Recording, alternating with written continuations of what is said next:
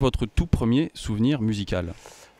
Mon tout premier souvenir musical, c'est vrai qu'on est un peu intime, donc tu dois un peu le connaître. Enfin non, c'est pas mon tout premier. Le tout premier, ça devait être quoi? Ah, peut-être un... Je sais pas si c'était Mozart ou Vivaldi. C'était les 4 saisons. C'était un exercice scolaire qu'on avait en première primaire. Bon, c'est l'équivalent de chez vous de... Enfin, la première fois qu'on apprend à écrire, quoi. Enfin, qu'on va sur un banc d'école. Parce que je traduis, parce que forcément, comme je viens d'une contrée lointaine. Il fallait reconnaître la saison qu'on écoutait, en fait, justement dans les 4 saisons, avec, à l'aide d'un petit... Enfin, en fait, il fallait reconnaître le dessin de chaque saison. Bref, j'explique plutôt bien en général, hein, donc je suis sûr que tu n'as rien compris, toi qui es derrière ton écran de télé. Mais en gros, on écoutait Vivaldi, on ne savait pas c'était quelle saison, il fallait choisir, enfin reconnaître la saison qu'on écoutait. Voilà, j'espère que j'ai été clair. Ça, c'était mon premier souvenir. On continue. Le premier instrument que vous avez eu entre les mains, Stromae? En fait, ça ne me dérange pas que vous m'appeliez Paul, hein, si vous voulez, vous pouvez m'appeler Paul. On va faire ça. Je vous en prie. Le premier instrument que j'ai eu entre les mains, ça devait être sans doute les percussions, ça devait être une batterie, sûrement, une batterie. Votre fantasme musical? Mon fantasme musical,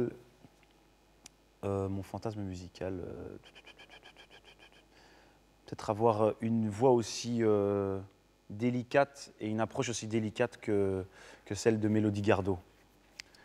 Ouais, peut-être, je sais pas. Ouais, je sais pas ça pour ça. Si, monsieur. Il y a Mélodie dans Mélodie Gardot, ça va être pour ça aussi. Voilà. La chose la plus folle que vous ayez faite en musique? La chose la plus folle que j'ai faite en musique. Ouais, je pense, c'est peut-être complètement basique pour certains, mais moi, c'était la voix de tête sur quand c'est. C'est une petite voix qui... Quand c'est... Je ne pensais pas que j'allais oser l'assumer, parce que j'avais eu quelques compliments de certains de mes musiciens qui aiment bien se foutre de moi, donc je ne savais pas si c'était un compliment ou un foutage de gueule. Et donc finalement, je me suis dit, bon bah allez, vas-y, essaye quoi.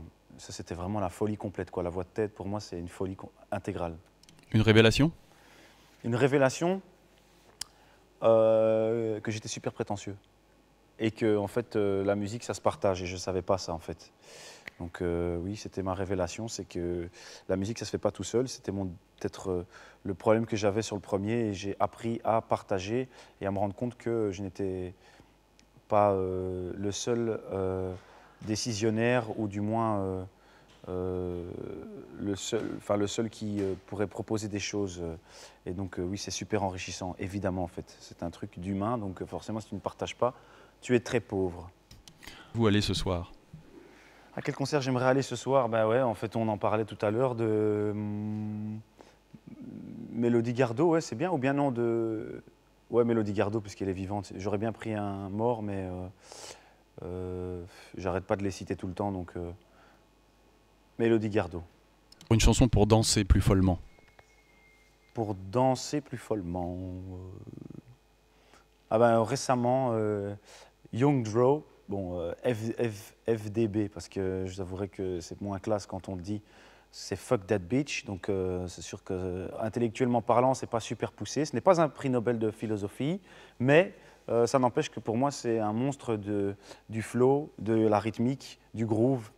Et quand je l'entends, ben, voilà, je n'ai pas encore eu l'occasion de l'écouter sur des grosses enceintes. En fait, je pense que tu t'en fous de ce que je te raconte, toi derrière ton écran, mais au final, voilà, c'était pour dire Fuck That Bitch de Young Dro. Juste pour finir ce petit questionnaire, est-ce qu'il y a une chanson qui ne serait pas la vôtre que vous pouvez commencer à chanter là quasi par cœur? Pump up the jam, pump it up, while your feet are stomping, and the jam is pumping. Look here, the crowd is jumping. Pump it up a little more, get the party going on the dance floor. See, cause that's where the party's at, and you find out if you do that. I want a place to stay, get your booty on the floor tonight, make my day. Make my day. Make my day. Yo, pump up the jam. Elle fait 2 fois le même couplet, ça qui est cool. C'est le seul couplet en anglais que j'arrive à chanter et que je comprends. Enfin, il n'y a pas grand-chose à comprendre, mais que j'arrive à comprendre, plus ou moins. Vous saviez qu'on dansait presque derrière nos écrans, il faut le savoir. C'est vrai? Ouais. Ça me touche énormément. Alors,